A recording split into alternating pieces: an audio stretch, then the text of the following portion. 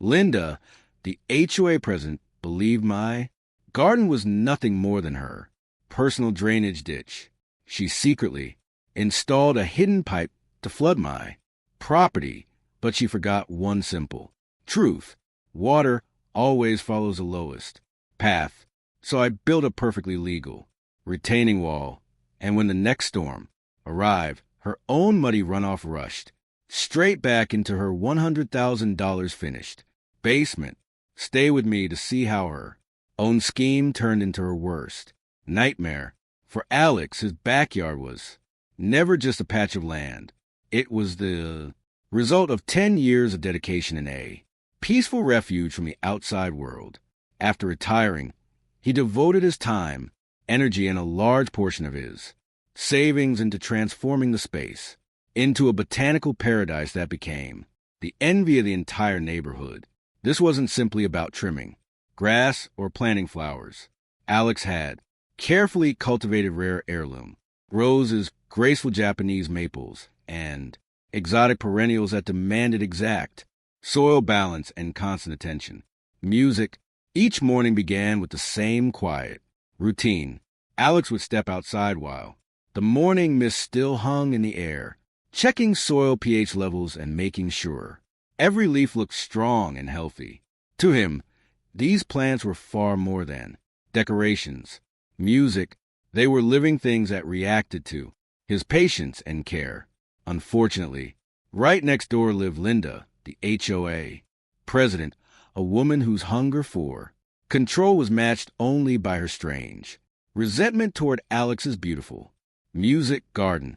Linda treated the entire neighborhood like it was her personal kingdom, and she disliked anything she couldn't dominate.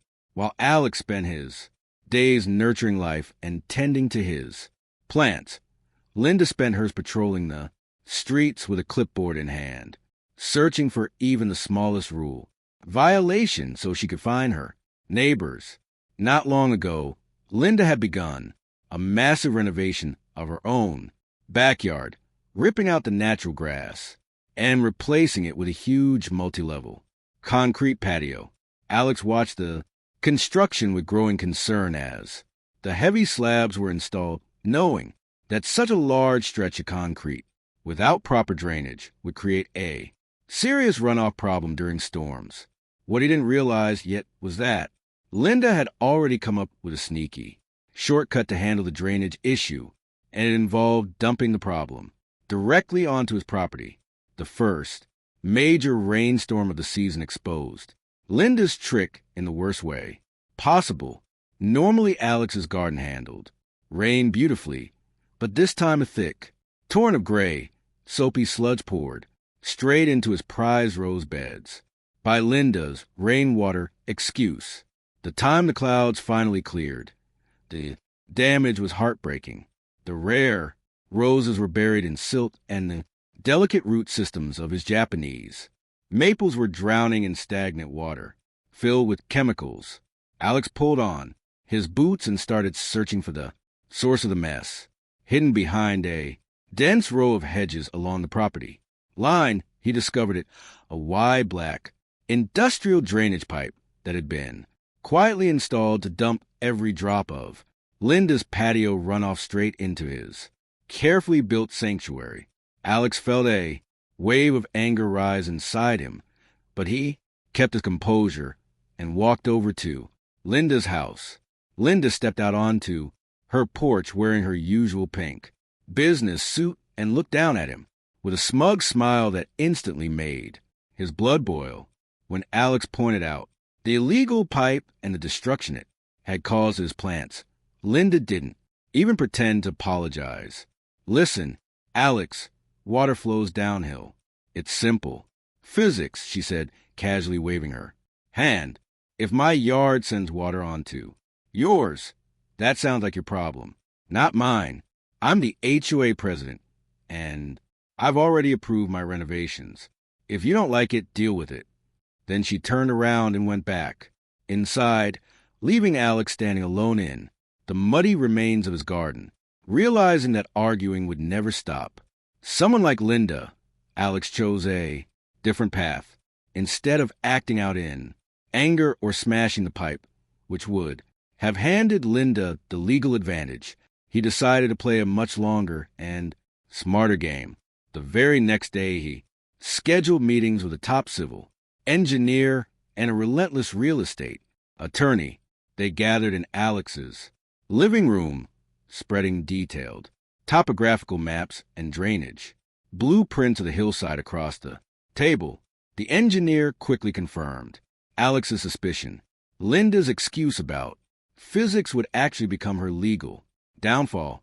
Local laws clearly stated that no homeowner could deliberately change the natural flow of water in a way that damages a neighboring property.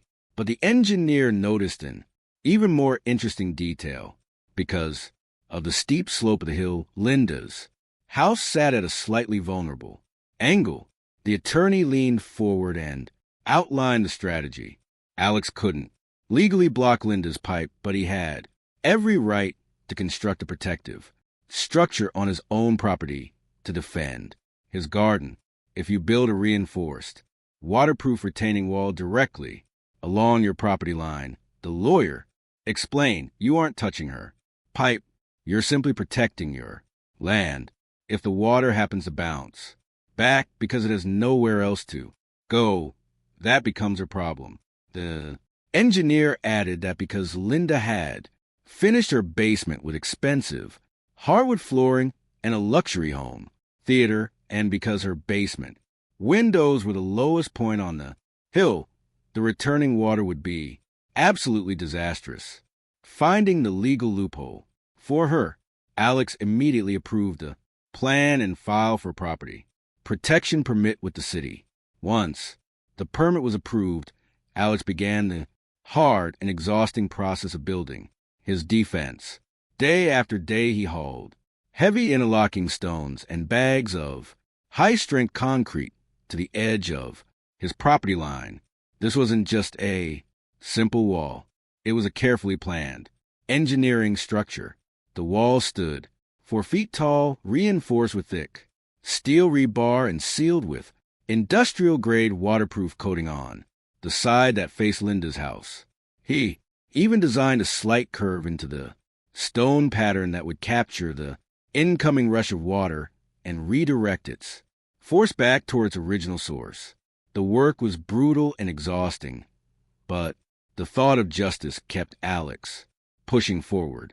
Linda watched the construction from her balcony almost every day, usually holding a glass of wine while laughing with her friends about Alex's expensive little sandbox. She assumed he was simply building a decorative barrier to hide the damage. Mud, never realizing that the wall was actually a carefully designed legal trap. Alex even sent her one final registered letter, clearly warning that her drainage pipe violated city regulations and politely asking her to redirect it before the next major storm arrived.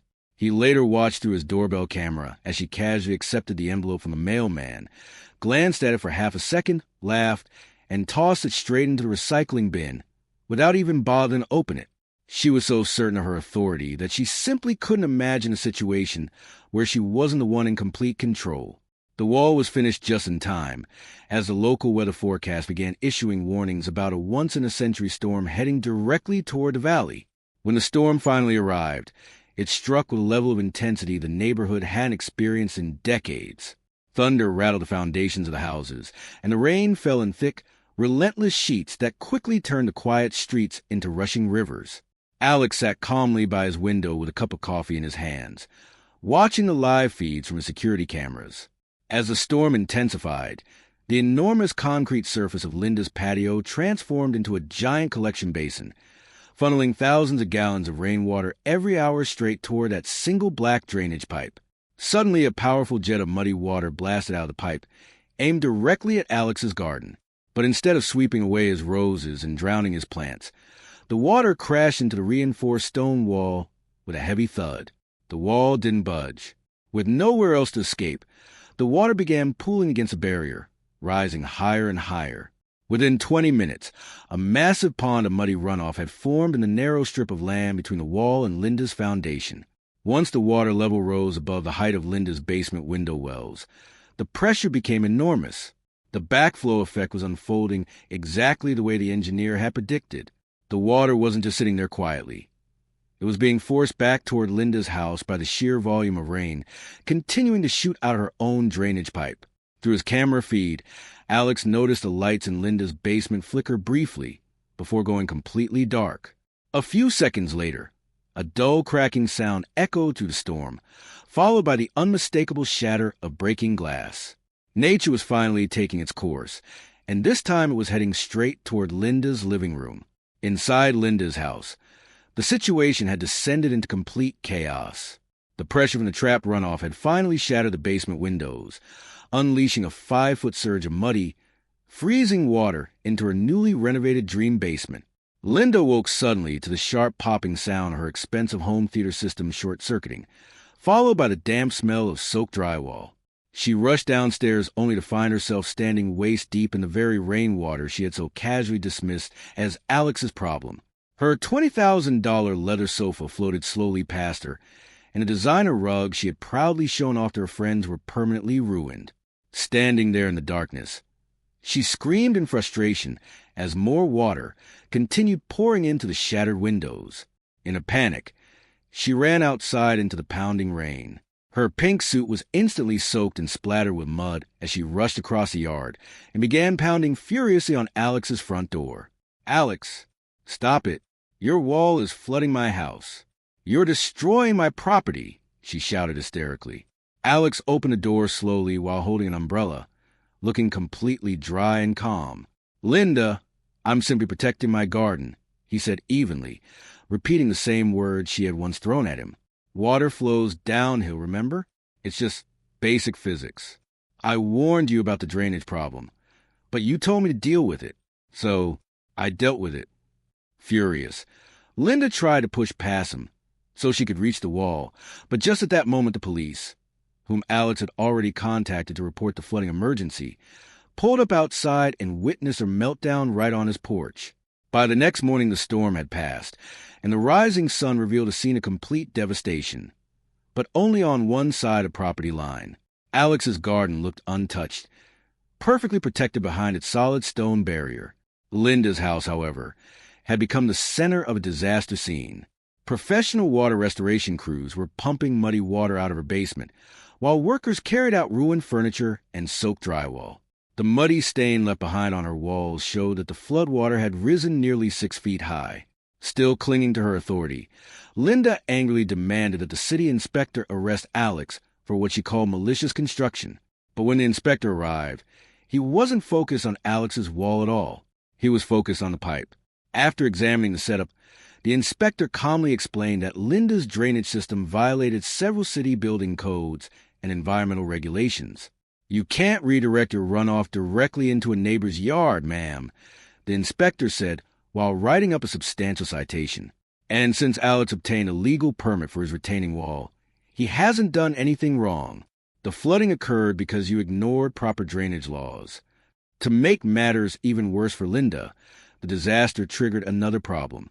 Because the flooding resulted from her own illegal, unpermitted modifications, her insurance company refused to cover the damage. Her claim for $150,000 in basement repairs was immediately denied. That left her personally responsible for every dollar of the destruction, along with an additional $50,000 fine for the city code violations. The HOA board, horrified by the mess she had created, quickly held an emergency meeting and voted to remove her from the position of president. With Linda stripped of her authority and facing massive financial losses, peace slowly returned to the neighborhood. Alex used the settlement money he received for the damage to his plants to install a beautiful eco-friendly water feature in the center of his garden. The stone retaining wall remained in place, not just as protection, but as a lasting symbol of what can happen when someone chooses to stand up to a bully using patience and the law. Neighbors often walked by to admire the garden, and Alex was always happy to share the story of what he jokingly called the return to sender wall. Eventually, Linda was forced to sell her house because she could no longer afford the repair costs and the fines.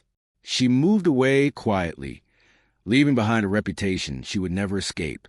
The following spring, Alex's roses bloomed brighter than ever, their roots strong in healthy, protected soil. In the end, he proved that arrogance and authority mean nothing when faced with a well-planned strategy and a little basic physics.